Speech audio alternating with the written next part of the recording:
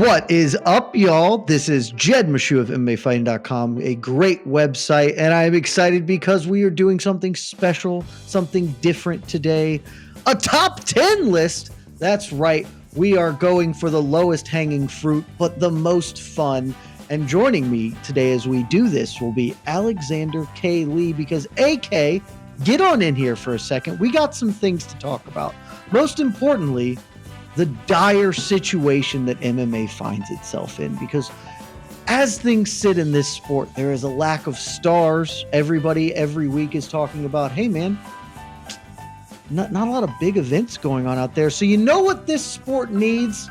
It needs to go back to its roots. And by that, I mean the freak show fights. AK, we're talking about the 10 greatest freak show fights in the history of this sport.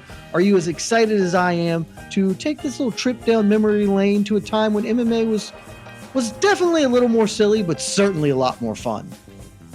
Jed, I am freaking out at the prospect of doing this top 10 list with you. Yes, this is a wonderful topic to bring up. It's never a bad time for it, but it's perhaps more needed now than ever, given the doldrums that we are in MMA right now. Now, I understand. I think fans out there, there's a lot of newer fans who enjoy the current product, and if you do, more power to you. I would never take that away from you. I love having UFC every week. They'll dabble in PFL, they'll dabble in whatever other promotion that we don't actually have a lot of non-UFC options in North America right now. They'll put on their Fight Pass, watch some LFA, watch some CFFC. Like, there's a lot of MMA out there for people right now, and if you love it, I think that's great. But we always say in this business that MMA is supposed to be fun, and I don't know if anyone can make a credible argument that we are in a great period for the business as far as fun goes. The quality of the fights, like as far as excuse me, how skilled, how well-rounded the fighters are, how well-trained they are, their athleticism, great, love it. It's as close to a legitimate sport as it will ever be, or as it has ever been. But that doesn't mean it's fun, guys. That doesn't mean it's fun. That doesn't mean it's freaky. That doesn't mean it's magical. And I hope that when we talk about this list today, people will have a kind of an understanding of what we're talking about when we say, like, yeah, there was a time when MMA was the wild, wild west in like the best possible way. And these fights are out there for people to watch. So again, hopefully they check out this list. And if you're not familiar with some of these, go back and check them out. They're great fights, and some of them strangely important to MMA history. Certainly a few. AK, I think what you're trying to get at is there was a time when there was a man named Ikehisa Minowa who rocked a red Speedo and a mullet and fought people 3 times his size.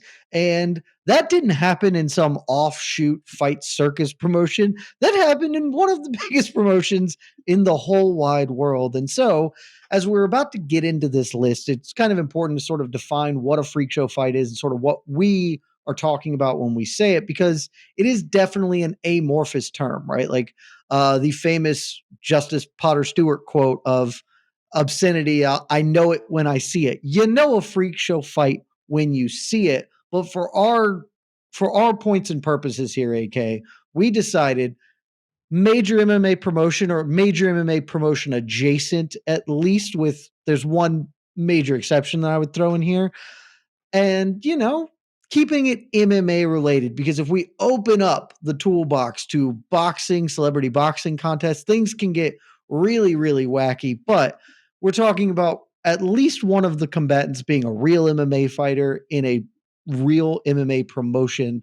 And that just feels like the right place for us to go for this, as opposed to getting into, because let's be honest, I could do 10 hours on Fight Circus and all the tomfoolery those hooligans get up to. You know what I mean? Yes, and not to say that those aren't, legitimate martial arts. Banking no money. I mean, maybe the most dominant force in combat sports today, but you would have asymmetrical champions for life. Unbeatable. I mean, there was one loss, but we don't need to talk about it. But yes, not exactly what we're talking about when we mention, freak show contests that are just like this close to legitimacy. I think our honorable mentions, Jed, will give a good example of sort of what we're talking about. Because I'm sure there's people out there, they're like, immediately having certain fights and certain names come to mind.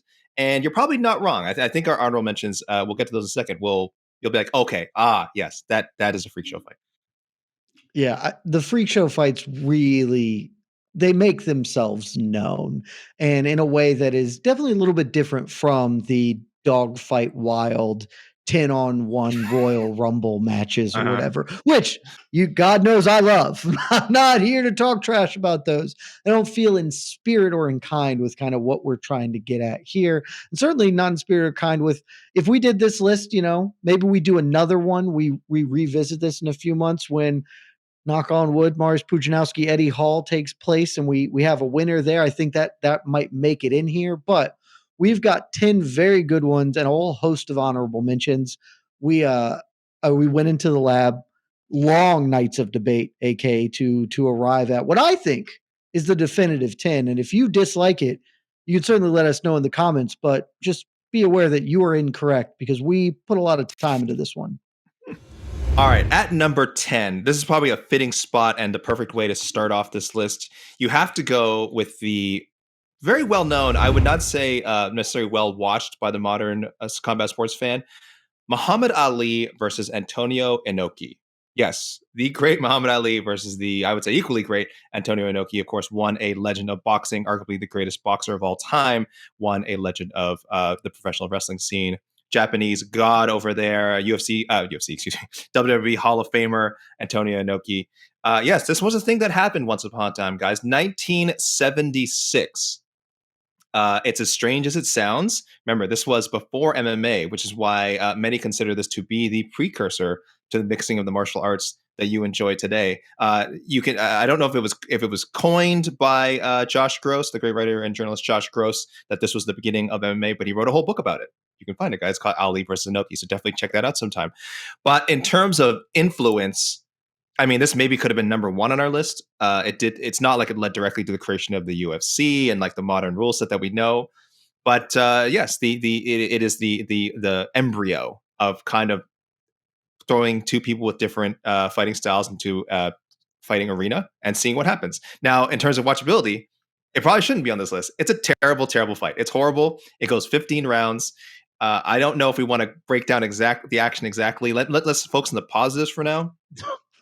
The action. This was a massive, massive, massive event.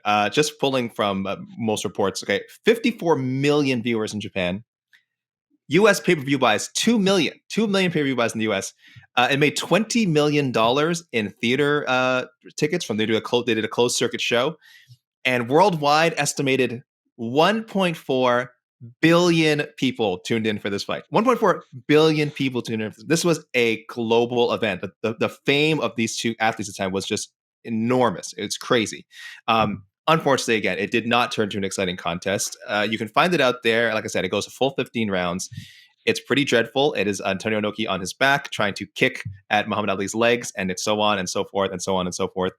There's a lot of reasons supposedly around this, but I'll just say whatever the end result was, a lot of money was made. Again, a lot of time, a lot of people watched it, but pretty much everyone involved now looks back on this as just like a shame that maybe shouldn't have happened. I mean, it is the fight that it didn't really start at all because it took a lot of time, but it is the proto MMA fight of proto MMA fights. Like this is, I already showed it earlier, but Josh Gross's book on this topic is excellent. Highly encourage anyone to go out there and get it. It's something that, frankly, even as like a deep MMA fan, I knew very little about, and it's a dreadful watch. You super don't want to do that, but to imagine being there at the time, is the spectacle of it is, I mean, a billion people. That is unmatched in combat sports entertainment, anything that is going on these days other than the World Cup and the Olympics. So I think 10 is a great spot for it, AK, because it is something that is worth acknowledging, but it's definitely not to the hype of some of these other fights that we're going to talk about in the near future. Yeah, and like I said, there's just so much negativity surrounding its legacy. Ali, supposedly his legs got so chewed up by Inoki's low kicks, that they say it affected him for the rest of his career. Again, I don't know if he ever himself said that, but a lot of critics have said, yeah, he didn't quite move the same after because he was getting sniped away at the legs for 15 rounds. Man had never had his legs kicked before. Yes, Inoki claims that he wasn't allowed to use certain techniques. He didn't really get to mix the martial arts. He was told not to take Ali down. I think remember there was rumors. I don't remember if this was in Josh's book or not. I think it was that the Yakuza was sitting ringside and that they were threatening to like kill Ali after if he like actually laid a glove on Inoki. So again, some of this is true, some of this is reported, some of this is documented. A lot of it is mythology, as like with any great fight. Again, this fight happened almost 50 years ago now, so you can imagine a lot of the facts are a bit muddled. But there's no denying again what an event this was. And again, to this day, I think it's something that has to be recognized as having happened. And two legends of the game getting to share the space is very, very, very cool in concept. All the other stuff, that's we at some point we have to deal with the reality of the situation, but that's okay. But it is definitely a freak show, I think, by any definition, with respect to both great legendary fighters. The precursor to MMA freak shows. Let's go to number 9, and I will be taking the lead on this one because this is arguably not a freak show in sort of a traditional sense, but it's super weird and feels of a kindred spirit. And I'm talking about I can't believe this fight happened, and I certainly can't believe the outcome. Ray Mercer, former heavyweight champion, Olympic medalist boxer Ray Mercer, in his one and only MMA fight, taking on former UFC heavyweight champion Tim Sylvia. This is Sylvia taking on Mercer in a cash grab functionally after the Affliction loss to Fedor Emelianenko. So this is Tim Sylvia still as one of the best heavyweights in the world. Like, yes, he lost to Fedor. Yes, he had lost to Big Nog before that. Had the UFC been doing rankings, or we could go to Fight Matrix as Don Davis loves to. Tim Sylvia was still one of the best heavyweights in mixed martial arts, and he was fighting a cash grab against Ray Mercer in Birmingham, Alabama for Adrenaline MMA. And this fight is supposed to go one way. Obviously, we know it. We've done it before. Maybe other fights we're going to talk about in a moment here. We know what happens when a boxer crosses over into MMA. Except this time it was not a super heavyweight bout, and Ray Mercer uncorks a monster right hand 9 seconds into the fight. They say that he's got a puncher's chance, and he sure did. And he floored Tim Sylvia. The big man fell hard, and Ray Mercer suddenly did the damn thing. The most wild, insane thing that happened back in 2009. And so it feels maybe, it's not the same as some of these others, but it was absolutely outrageous at the time. And the fact that Mercer wins makes it even that more special. Yeah, this one is about the outcome and how it happened. If Tim Sylvia had just beaten Ray Mercer by first round submission, or he had knocked out Ray, or won a decision, we would never be talking about this fight. This fight would just be completely forgotten. We would have a blip on Tim's radar, like you said, a cash grab. But no, the way it played out was completely unbelievable. This was a dark time for Tim. It's a little sad in that sense. Like I said, he's coming off the losses. I mean, big fights. No shame losing to Fedor, Big Nog, Couture a little bit before that. No shame in that. But then to not be able to bounce back and get back in the win column against a boxer, that's just rough, man. You had to feel for Tim in this situation. There was actually a lot of issues getting this one sanctioned, apparently. It was originally a boxing match. That's kind of what adds to the freakiness of this is it was supposed to be a little more fair for Ray Mercer. It was supposed to be a boxing match. Did not get sanctioned under that. Had to be moved to another place, and then couldn't get sanctioned as boxing. So then got changed to MMA. I don't know if it was the fight week or maybe just very shortly before the fight actually happened, which really looked like the deck was stacked against Ray Mercer. Sure enough, not how it happened. And one other weird note, Sylvia was supposed to fight Paul Buentello at the next Affliction Trilogy, the Cursed event, which was later canceled anyway. But after this knockout, it was kind of recommended, hey, maybe don't get in there. So some repercussions here. What a strange fight. Is very, very weird. Supposed to happen in Atlantic City, gets moved to Birmingham, relatively short notice. And, deck stacked against Ray Mercer, but somehow the man did it. Other boxing champions that would make the move over don't have the same level of success, but Ray Mercer pulling off like this spectacular upset it feels freaky if nothing else. And so number 9 feels like a good place for it. AK, why don't you take us into Oh boy. a fight that honestly could be higher? Gabi Garcia versus a Joshi Pro Wrestling legend, Yumiko Hotta. This was weird in so many ways. Sorry, guys, we're going to wear out the word weird by the end of this, but I think most of you are familiar with Gabi Garcia, a very physically impressive woman, an oddity, and I say that with complete praise, an oddity in the combat sports world, a spectacular jiu-jitsu champion, and again, someone who just genetically is, an extremely. You don't see a lot of women with the build and with the strength of a Gabi Garcia. She got a lot of attention when I remember she showed up on an episode of the Brazilian Ultimate Fighter, and she was, hopping the train, and one of the coaches was Vanderlei, and she just dwarfed him. And I think for a lot of people, that was the first time either they saw her, or really got an idea of just how mighty she was. Gabi is billed at over 200 pounds. Matchmaking for her in MMA is essentially impossible. We can't even book women's 145-pound bouts that are compelling, much less over 200 pounds. So yes, she had to go to Japan, and the right place for it. God bless you, Ryzen, for hosting this. Her MMA, trying to kick us our MMA career. She was supposed to fight another Japanese wrestler in Shinobu Kandori, 51 years old. And then Kandori, I can't remember why she pulled out, but Yumiko Hotta stepped in, only 49 years old. So, I don't know, an improvement there.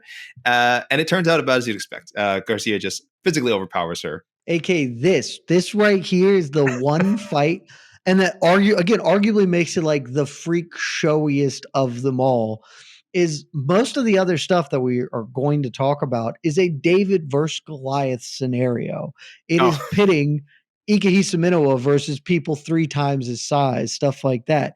This is the other. And the setup is not for David to overcome Goliath. The setup is for Goliath to murder somebody. And she is not an MMA fighter, and it very much shows in this fight, but she's obviously a very physically impressive and a very capable person. And ultimately, this is a squash match, but it's so unique that it is an inversion of the traditional freak show fight, in that the quote unquote freak is the one who is supposed to win and go over, and does in epic fashion for her. So, this was an easy include. And like I said, I think it could be higher on the list because it is so strange. Yeah, well, listen, we'll have plenty of David highlights going forward. Don't worry about that. A lot of David wins. In this case, yes, it was all about Goliath. And God bless the David in this fight, though. Hotta, she tried to run. She started by running the ropes like it was a pro wrestling match. And hey, you know what? It could have worked. It could have worked. She could have gassed her out. She didn't break out the signature move of the pro wrestler in a freak show fight, which we will get to later in a couple of other upcoming entries. But she did her best. Gosh darn it, for a 49-year-old at the time, and was an opponent for Gabi. There you go. I have no adjective to describe it. She was an opponent.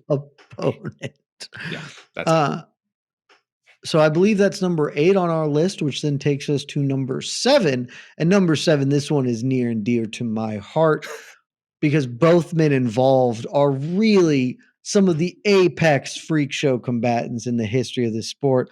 I'm talking about KSW 19 and the epic clash between Mariusz Pudzianowski and Bob Sapp. Now, Pudzianowski is a 7-time world's strongest man, one of the most decorated strength athletes of all time. And then he made the move over to MMA, has fought his entire career, basically, save one fight in KSW.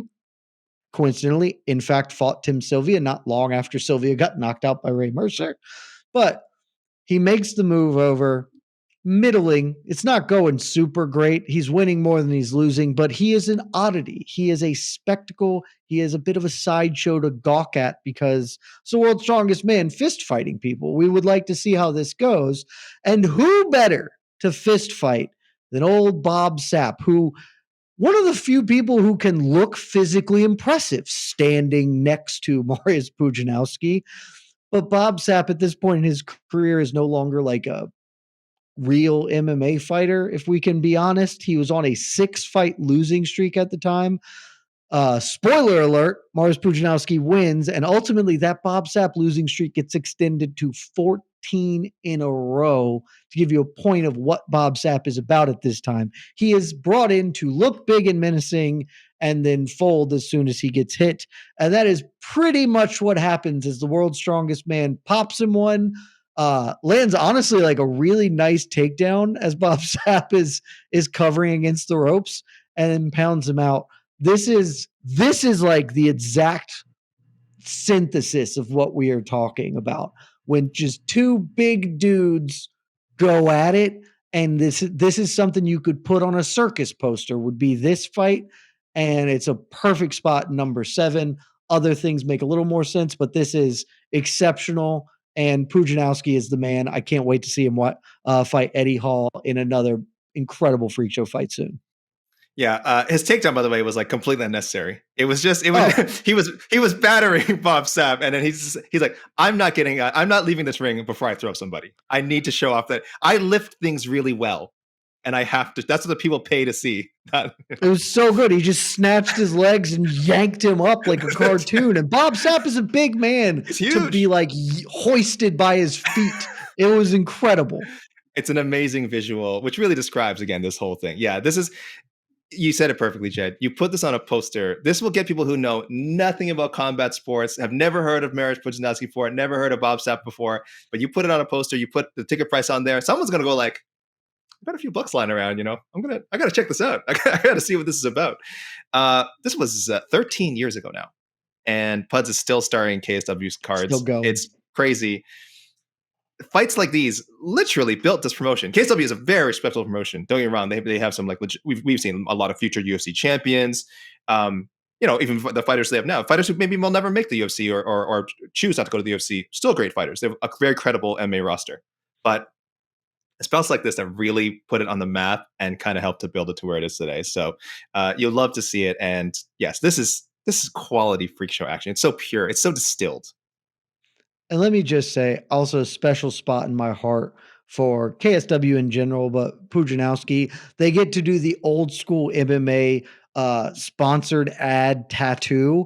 And Pudzianowski has the biggest back of all time. And so it's just, you can just advertise anything you want up there. It's great to see that in a fist fight. It really makes it seem cartoonish and fun. And I just love Mariusz Pudzianowski. And frankly, I love Bob Sapp. Bob Sapp gave us plenty of great things in this sport, and being the foil, being the Goliath to fall many a time, it's a great gig to have. I hope Puds is charging triple for the whatever ads he puts on his body, because, like you said, that's prime. It's much bigger.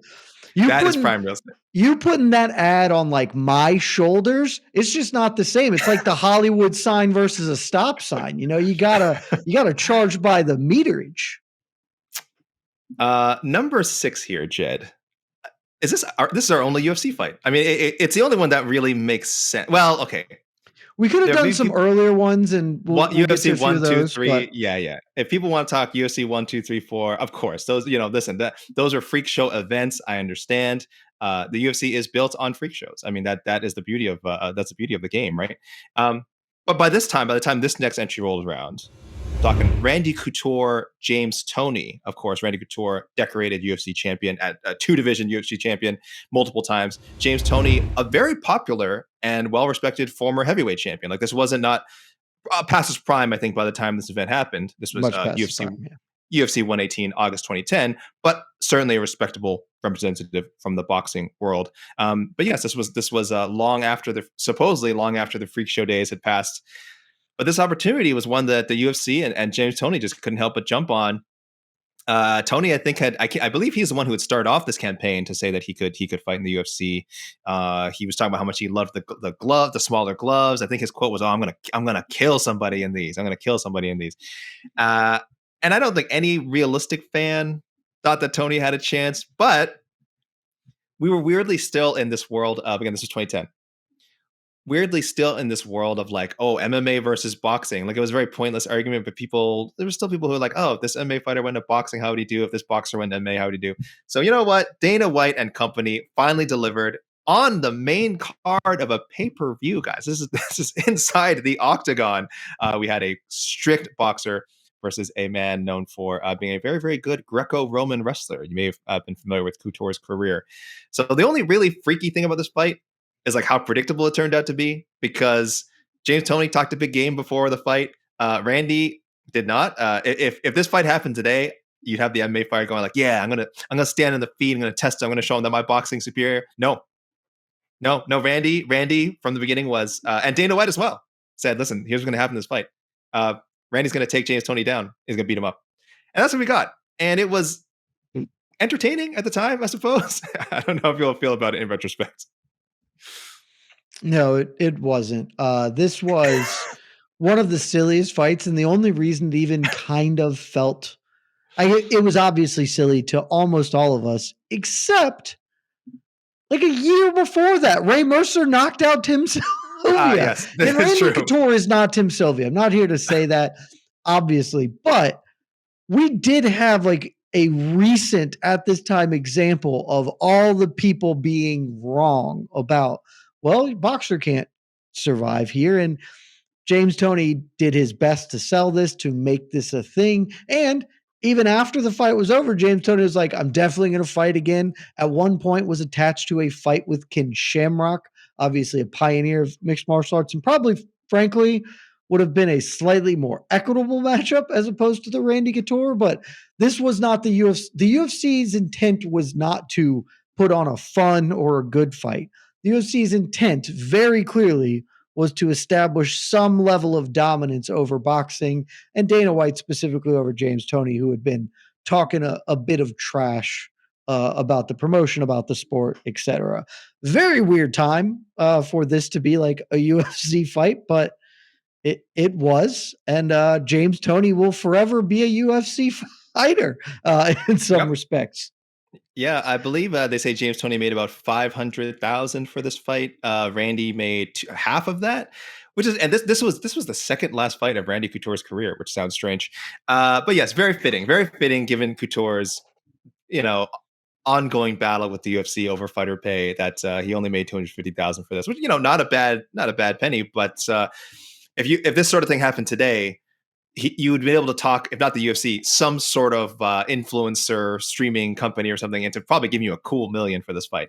So unfortunately for Randy, in many ways, ahead of his time, and didn't quite get to reap the fruits of his labor as much as he would have liked. But this happened, like you said, James Toney, official UFC fighter, 0-1.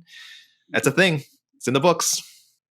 And that brings us to number 5 on our list, and we're really getting into what I would qualify as, like, no doubt about it, pure octane freak show MMA. And what better place to start than Daiju Takase taking on Emmanuel Yarborough. Now, Yarborough been around the block a little bit at this point. Famously, Emmanuel Yarborough, not just a UFC fighter, one of the most famous early UFC fighters, as a former sumo champion who took on Keith Hackney at UFC 3 and got obliterated. It's a very silly, like pretty classic early MMA nonsense fight. Takase, kickboxer, making his MMA debut at Pride 3. And let me tell you, the thing about this is, you look at that image on the screen, look how silly it is. This is quite possibly the biggest weight disparity in the history of mixed martial arts, as Takase comes in weighing a cool 169, and Emmanuel Yarborough weighed in excess of 600 pounds. So very possibly the greatest weight disparity in the history of combat sports, or of mixed martial arts, if not all of combat sports. And the fight is exactly what you expect and kind of want from these freak shows. Takase is just running around because Yarborough can't track him down because he's 600 pounds. And Yarborough at one point gets so tired that he just kind of stands near the ropes so he can hold himself up, like it's an Andre the Giant later career wrestling match. That's right. That's a pro wrestling reference. Boom. It is incredibly silly, except for there's this big moment of drama, because at one point Takase gets in close, AK, and the commentaries, Bass Rudin and Stephen Quadros, are like, oh no, this is a terrible idea. What is he doing? He's got grabbed, and he falls down, and Yarborough ends up on top of him, and you would think that that's curtains. but it is not. Yarborough is too tired to do anything. Takase extracts himself, and then I don't know if you've ever heard the phrase "big man fall hard," but the big man could not get up as he was already exhausted. Now he's on the floor, and Takase just perfunctorily pounds him out. David defeats Goliath in one of the most stark visuals you'll ever see in a fight. It's an incredible visual. You're right. I don't think Takase even needed to punch him. I don't think Yarborough was getting up. I don't think he was able to push himself up off the mat. It was a very rough look. Emmanuel Yarborough, rest in peace, Emmanuel. I don't mean to speak ill of the deceased. So he fought 3 times in recorded MMA bouts. His only win was via a smother. It's the best. I've never seen this. You're telling me this is on YouTube? Oh no, I don't know if you can still find it on YouTube, but once a long time ago, I went and looked for it because you've seen this. Smother. You've seen it. Yeah, it's a smother. It's incredible. Okay. Okay, and I imagine that's what they thought was going to happen to Daiju Takase in this fight. Look, if it's your first time watching it, you think that's what's about to happen too. It's true. He's just swallowed up by the mass of Emmanuel Yarborough, and then he scoots out, and the fight's functionally over because he got out. Well, I haven't seen it. I don't plan to. Oh, this fight, by the way, people, God bless whoever's running the UFC Fight Pass account. It is on there. It is legally on there. The UFC wants you to watch this fight. It is out there on the YouTube. So yeah, you don't even. Sorry, it's not on Fight Pass. It's on YouTube. It's on their Fight Pass account. Is it possible that Yarborough was not a good fighter? Is this a horrible thing to say? Is it? No, I think that it's clear. But credit to him, he was a fairly accomplished sumo practitioner. Okay. Also an NCAA wrestler, an All-American, 3-time NCAA All-American. No. He clearly put on a little bit of weight after college as he shifted into the world of sumo, but legitimately had an actual athletic background. By the time he got to fighting the way he was going about fighting, we could quibble, but that's not what we're here to do. We're here to celebrate the astonishing visual of Daiju Takase being 400 pounds lighter than the man he was fighting in Pride. Yes, and I called our number 10 fight, Ali and Inoki a terrible fight. This is also a terrible fight, but it's not. It's only like 12 minutes long, so it's a lot more palatable. And like you said, it ends in this just burst of excitement out of nowhere. And a truly grisly ending. I don't say grisly, but because it's not like bloody, it's just a bit sad to watch. But yes, David, huge win for David. Huge win for David. Speaking of Davids, we have the David of Davids, I think, here that we had to bring up next. This could have been we had to take just 2 of this man's fights when we could have taken like 10 and really just done his own list. He's a real life he's such a real life superhero. He has a superhero moniker. He's a pro wrestler, sort of in the same vein as Sakuraba.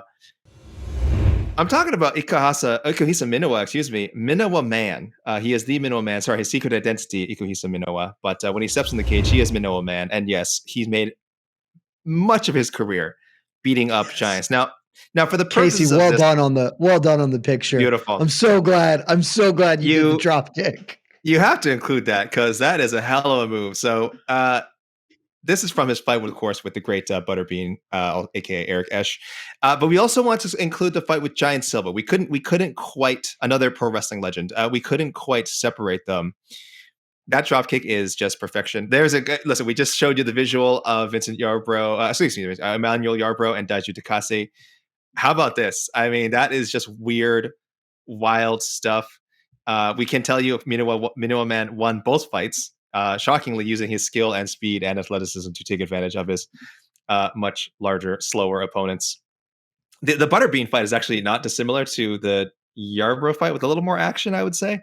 And I just have to note, those of you who are familiar with Minowaman are probably like wondering where those a few fights are. Because we just picked these 2. We're not even including the wonderful and too good for this world Super Hulk Grand Prix in 2009, in which he beat Bob Sapp, Hongman Choi, which could have been him versus Jose Canseco, by the way, if Jose Canseco had not injured. He fought Hongman Choi in the first round and shockingly did not win, injured his ankle or something. And in the finals, Sokuju, the immortal Sokuju, he takes him out in the finals. This was what a run! I'd put it up there with Shogun's Shogun's Grand Prix run. It's right up there. Beautiful stuff. So Minoa man, we cannot salute you more. Dude, minowaman, like really the inspiration in a lot of ways for a list like this. Bob Sapp, Hongman Choi, fought Zulu Zino, a guy who we'll talk about in not too distant future. Like just absolute perfection. And I want to highlight two very important things about the fights we've specifically pulled out, the Butterbean and the Giant Silva fights. One, this is Butterbean's first MMA fight. He goes on to have like a pretty long MMA career. Obviously was known as King of the Four Rounders in boxing. That, a spectacle unto himself with the American shorts, was on Jackass even. Like Butterbean became somewhat of an institution. This was his first MMA fight. And literally that picture, the drop kick is the first thing that happens to him in an MMA fight because Minowa Man jumps as soon as the bell rings. He runs across and jumps with a drop kick. That is Butterbean's introduction to the sport of mixed martial arts right there. And I love that dearly. And then against Giant Silva, if you have never watched it, it is on the UFC Fight Pass YouTube. It takes very short amount of time. It's incredible. The visuals, obviously, as you see, are amazing. Minowa gets a takedown, but he rolls into it. He legitimately executes a front roll to latch on to Silva's leg and then finish the takedown, which then proceeds to end the bout. He is a showman of the highest order. And like Giant Silva is the freak show fighter, right? No disrespect to him, but he fought 7 or 8 times in Pride and he had one win because they knew what to do. You roll this big guy out there and make some magic happen. And nobody made magic happen more than Ikuhisa Minowa. So Minowa Man certainly could have his own top 5 list here with what he offered us in his career. I had to throw in a random note here about Butterbean first. Do you remember he had his own, not his own, but he was like the star of a video game? I do not recall this whatsoever. You, of course, remember he was famous for Tough Man boxing. There was a Tough Man contest video game once upon a time for Sega Genesis. It was kind of like a Punch-Out style game. I believe that's how they played it. I think it's like you're behind your boxer. He was on the cover, and he was the final boss of the game. Easy transition for us right here because Butterbean is also number 3 on our list as he plays foil to Genki Sudo, a man for all people, AK, because we are all one. And at K1 Premium 2003 Dynamite in Nagoya, Japan, these two fought. This was actually the debut fight for Eric Esch in mixed martial arts. And it is spectacular because Butterbean, as we mentioned, a famous boxer, even if he's not like a world champion, obviously has the look, the gimmick, coming over to mixed martial arts. And Genki Sudo is a beloved figure who was like not the greatest MMA fighter, but is the greatest walkout practitioner. Undeniably the best to ever do it when it comes to walkouts in this sport. And he comes out and he just darts around Butterbean, just like a pinball, just pop, pop, pop, pop, pop, before he finally introduces Butterbean to what we like to call in the business a heel hook. Eric Esch had no idea what was going on and gets tapped out in the second round. But one, we have to show love to Genki Sudo because everyone should know who Genki Sudo is. Go watch his walkouts. And again, we're really in the thick of prime freak show fights. David versus Goliath. Just look at the visuals at play as these two men stand face to face. It's beautiful. It's a work of art. It's beautiful. I need that Sports Put Art Twitter account to like take this picture and give us some equivalent. I mean, I'm sure there's many great art pieces of two stoic mighty figures standing across from each other, but I feel like there must be one that fits this particular contrast of a very, very fit looking Genki Sudo and a very, very in his prime round shape Butterbean. I think to put it nicely. Right. He's an athlete. Butterbean's an athlete. All right. Butterbean's an athlete. There, look at that. He's doing the pro wrestler stance, which I also love. We're talking about showman, man. Butterbean, we couldn't have made this list without you. Just one odd note. This was in the middle of like Genki's UFC run. This wasn't like post UFC. It was kind of in the middle. I don't know what his contract situation was, if he was like just able to do another promotion outside of the US. But yeah, he had just lost to Dwayne Ludwig, and then he goes back to the UFC for one fight and wins, submitting future WEC champion Mike Brown. That's it. That was Genki's last UFC fight. Goes out on top, goes back to Japan, of course, has a few more fights, and just goes out his way. So what a lovely man, and what a great, I don't know if you call him the A side or the B side to this freaky matchup. But yeah, that's how it's done. Let me just say that run that Genki's on right now, it's Butterbean to Mike Thomas Brown, Hoyler Gracie, Ramon Deckers, the accomplished Muay Thai artist, Kazuyuki Miyata, Hiroyuki Takaya, and then Kid Yamamoto just obliterates him because Kid Yamamoto rocked. So shout out to Genki Sudo. We are all one, AK. Jed, I don't know what to do with this next fight. I think I just picture need the up. picture. Yeah, I think just put the picture up. Let's do it. Let's put the picture up. I think anyone who's familiar with freak show fights, they knew this was gonna be on the list somewhere, and I would imagine they would have it high because I got to talk about Fedor Emelianenko and the Techno Goliath himself, the 7'2" Hong Man Choi. What a wonderful! Thank you. That's the visual. Look at that photo. That is it. Look at that photo. Like, them standing across from each other is a great visual. Like, we just saw that with like, minowaman and Giant Silva and Daiju Takase and Emmanuel Yarborough. Like, yeah, see that's visual. But that armbar really tells the story. At this point in Fedor's career, he was in the middle of his extremely lengthy win streak, had fought many former world champions. It had not quite gone on his affliction run yet, where he knocked off a few UFC champions, but was, clearly, I feel like they were almost running out of ideas for him. He was a mainstay of these Pride's New Year's Eve cards. So, someone has to get the call up on these cards. In this case, it was the gigantic Hongman Choi. And there was an appeal to these. Like, there was an appeal of, he beat Crow Cop, and yeah, he beat, Big Nog, but could he beat this guy? Could he beat this guy from this, like, just from a visual standpoint? And in a way it worked. Like, you can't imagine any major promotion doing this now, which is so frustrating to me, because this is what PFL should be doing with Francis Ngannou, right? If we lived in a more fun world, it wouldn't be like, well, we can't book Francis because, we have these heavyweights, and let one of them win a tournament first to earn the spot. No, find some gigantic freak from pro wrestling or kickboxing or some other combat sport, some other MMA promotion, bring them in and just have Francis just rock them, just beat the crap out of them. This is what we want to see.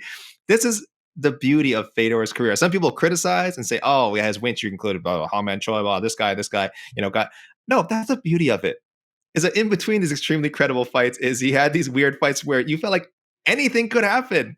It's to his credit, not to his detriment. This is why. I point to this one fight, but this visual, this is why he is the heavyweight GOAT. Dude, just look at the picture, man. This is one of so the most wild, and everybody knew when this fight was happening. Nobody was under the delusion that Hongman Choi was going to win, but we didn't know we'd get that image. Like, that just look at the card. Like, that is the definition of freak show. One of the best fighters of all time fighting a man comically overmatched, but cartoonishly large. And he is hanging off him like when a child plays with their father. That is what he looks like as he is going for this armbar. It is very easily could have been the number one freak show fight in the history of the sport. And I love it so much. Like, we don't need to talk about the fight. Just look at the picture and everything about what happened here. I think he's laughing. It almost looks like he's laughing in this visual. It almost looks like Fedor's having a good. No, but I think if he ever did, it was in this moment where he was swinging off of Hongman Choi's arm. And we should say Hongman Choi survives the first armbar attempt. I think this is from the one he actually gets out of. I could be wrong. I think this is the one he gets out of. He survives it. The fight is, unlike some of the other fights in this card, which, like, there's just a visual, but the action doesn't pan out. Like, this is a really fun fight to watch. Like, it's hilarious because obviously Fedor wants to get inside and take Hongman Choi down. It's not a secret. He's a bigger guy. Why stand in the range strike with him? But Hongman's Choi response when he gets grabbed is like, all right, I'm just going to fall on you. I'm just going to, like, I don't even call it Fedor pulling guard. I think it's literally like, it's just like, listen, if this guy wants to fall on you, he's going to fall on you. There's nothing you can do about it. And again, we saw some of that with Emmanuel Yarborough. We saw some of that with Butterbean.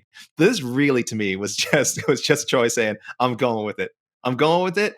And he actually does land a little bit of ground and pound, like after the first armbar attempt. There's some scary punches in there. Like if you were watching live, I think like in the crowd, you can hear the crowd kind of gasp, like, "Oh my gosh!" Like, "Oh, if he lands one of those, like Fedor could be in trouble," and he probably wasn't in trouble. But that's the beautiful illusion of this fight. And yeah, it doesn't last long. It's a perfect booking. And again, it's such a great part of Fedor's legacy. Don't take out the freak show fights from Fedor's legacy, guys. They enhance it. This is dope. Casey, go back to the other photo because this is an underrated, hilarious photo. One, you have Fedor who normally like stares down and on, but with Hongman Choi doesn't have to stare down. He can just look right in his chest because he's like hip height from Hongman Choi. But look at the ref. The ref reaching up to try and show the top of the head, and he can't get there. So he's just having to this little stretch here, and his left arm for Fedor is like, yeah, right here and up here. It's just, this is what I got into the sport for, man. And we need some more of this going on. But AK, that brings us to number one. But before we get to number one, AK, some of you may be trying to figure out what is going to be number one because we've left a fair number of things off the table right now. Some for various reasons, they didn't quite fit what we were going for. Some just because this is a top 10 list and there are only so many slots. So figure we'll do a couple of honorable mentions before we get to our unanimous decision for number one freak show fight all of time. And AK, I know there is at least one specifically that you were looking to mention, but we've got a few. Yeah, first, let's stay in the Fedor track here. We got to mention Fedor and Zuluzinho. I was mentioning Fedor was a staple of these New Year's cards, and they did tried that it was not about matching Fedor up with, who's our best heavyweight this year? No, it was, let's find, this is a New Year's Eve celebration. This is a spectacle. Let's find a body in there. And there he is pounding on the enormous Zuluzinho. What a figure, what a striking figure Zuluzinho is. Really tailor-made to be a Fedor opponent at this stage of his career. This was, I think, the year before the Hongman Choi fight. Not this nearly was, as this like... was immediately after the Crow Cop fight, and I just want to say one thing about this fight. This fight is the fight I would use to try and get my friends to pay attention to MMA because the story is so digestible to someone who knows nothing about fighting. Hey, watch this 30-second clip of this small dude and this enormous dude. Who do you think's going to win? You could not be more wrong. And like I've watched this so many times as a result of that. Has a very special place in my heart. It killed me to leave it off the list. It's also a very quick fight. I mean, it's very rewatchable. It's not 30 seconds.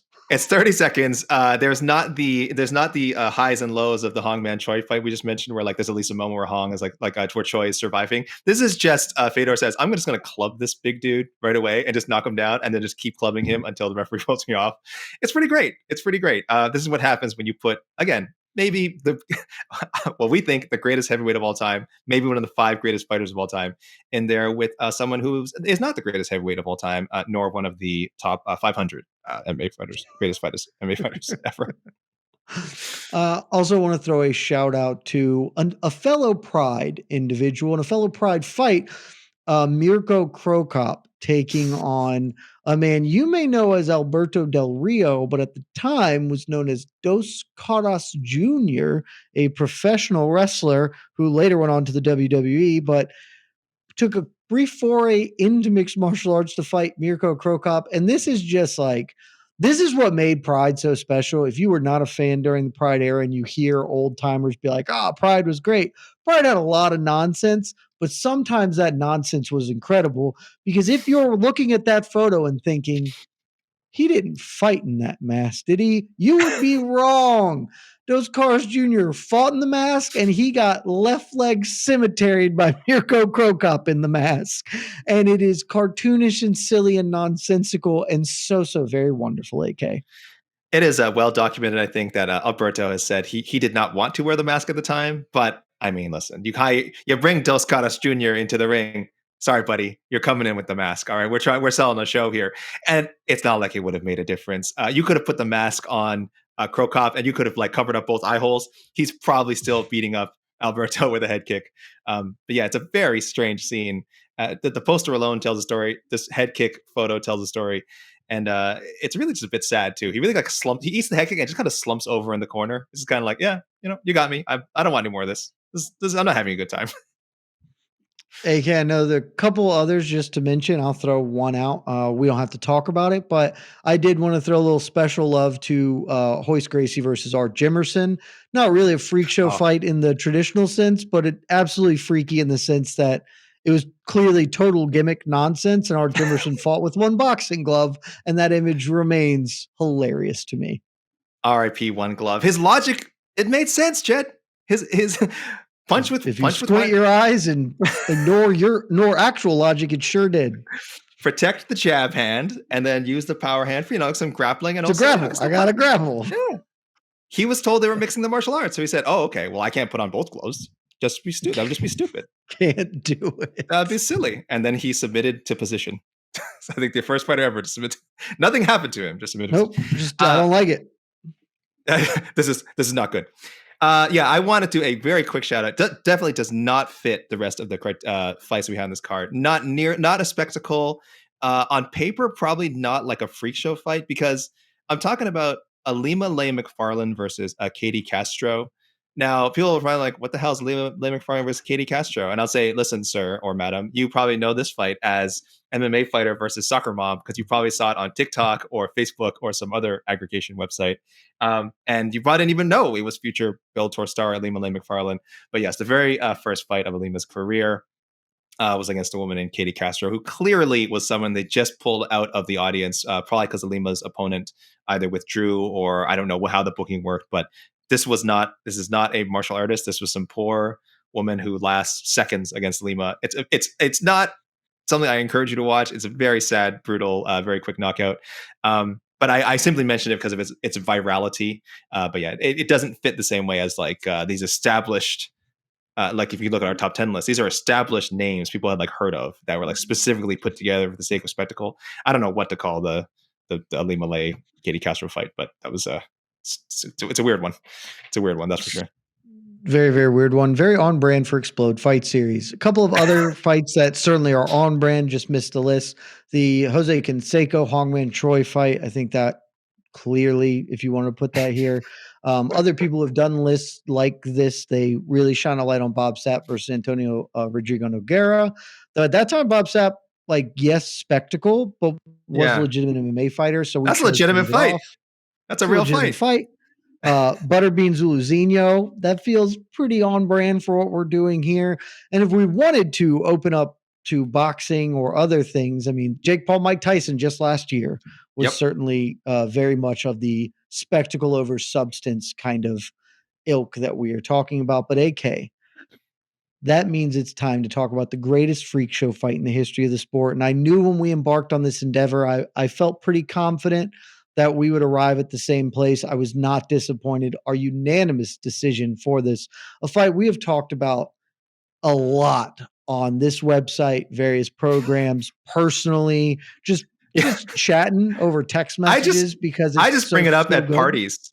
I just bring it up at parties randomly for no reason. It's my icebreaker for first dates. That's right. It's like, so have you ever heard of this fight? AK, why don't you tell the people what is the greatest freak show fight in the history of combat sports? It is the great Bellator contest between Kimbo Slice and Dada 5000. There it is. I can hear pictures. You can hear, guys. Pictures you can hear. Jay, go ahead. You can describe the scene we're talking for those listening on podcast form, perhaps. So this is one of the greatest fights. I stand firm in my belief this is one of my 5 favorite fights that's ever happened in the sport. When we did the Damn They Were Good episode on Kimbo Slice, we spent most of the episode talking about this fight, the buildup. This is textbook freak show. It is a circus. There is no substance to this fight. It is all about the pageantry, all about the nonsense surrounding it, up to the point of that we are looking at in this photo here. And I know Casey has the clip, and so we will play that momentarily, but I want to just preface it by saying the greatest MMA press conference of all time, bar none. And it happens immediately. From what you are about to see was the very beginning of this press conference. Kimbo, Few words. I'll just wait till I get asked the question. Okay, Dada. Listen, I thank each and every one of you guys. You fool! Shut up, man. Man, listen. You ain't got shit to say. Listen, bro, I got something. You look like shit in your training yesterday. Nothing you can do can hurt me, bro. Listen to this These right here. people ain't gonna be here to When I protect put my you hands Friday, Dada. on you. You No gonna fear. understand what it feels like to be helpless for the first time in a long time in your life. You understand me, bro? At the end of the day, you ain't Listen never to me. meet nobody that's gonna hit Listen you to as me. hard as me. You fuck with Ferg. You called me out. Listen, You called out Kevin you Ferguson, are bro. a non-factor, bro. Okay, I'm gonna show you. I hear you. I'm gonna And bust guess your what? ass up. I hear you, Friday, bro. And guess what? I'm telling planning you, on Dada. doing the same thing to you, After dude. I knock your ass out, I keep hear my you. name out your mouth. I hear you. Listen to dude. Don't say That shit sounds else. good. But at the end of the day, you're not capable physically or mentally of doing none of that shit that you talking about, bro. Physically, I'm not, bro. Man, listen, dude, Sure. I'm a manhandle you, dude. Yeah. I promise you that. Okay. I promise Okay, you so Pull let's your pants down. Let me see your oh, nuts. that. Man, listen, I'll show my nuts right now. Let me see your nuts. Yeah. You got baby nuts, Dada. You got baby nuts. I bet you my nuts bigger than yours. I hear you. Come on. I hear you. oh, You do what you do. I bet you my nuts bigger You than do what yours. you do. You do what you My do. nuts bigger than yours. Man, whatever, man. so have a seat, guys. Have a seat. That is literally Scott Coker's. Would you like to say anything? No, I'll wait for a question. And Donna was about to say the most like perfunctory, thanks for being here, excited to talk about it. You fool! And within 66 seconds, Kimbo is suddenly just being like, take off your pants. Let's compare. It is the most outlandish press conference that has ever happened in this sport. And it gave birth to Baby Nuts, which was the phrase of the year and something I still think of often because of how incredible it was. I think we're done. I don't even think. Where do we go? I think. Thanks for tuning in, everyone. That was. Oh, right. They actually fought. That's right. They fought, and it's one of the 5 best fights that's ever happened, AK. I've Unbelievable. I've told this story many times, so I'll keep it short. But yes, when I used to work in an office covering sports, shout out to the Score in Toronto. This was one of 2 fights that after like the first minute, it just a groundswell of people just getting up out of their chairs, stopping their work to come over and look at the big screen that this fight was playing out on. One of them was Nate Diaz, Conor McGregor 1, and one of them was this fight where people were just like, "What is happening? What am I watching?" A lot of them didn't know who either of these guys were, but boy, as this fight builds up, and don't get me wrong, it's not like for anyone who hasn't seen it, it's not like what you think where it's like a back and forth, like, oh, they're beating each other in a brawl in the first round. No, it's like the exact It is opposite kind of that. back and forth. It's back and forth something, but they're not like brawling.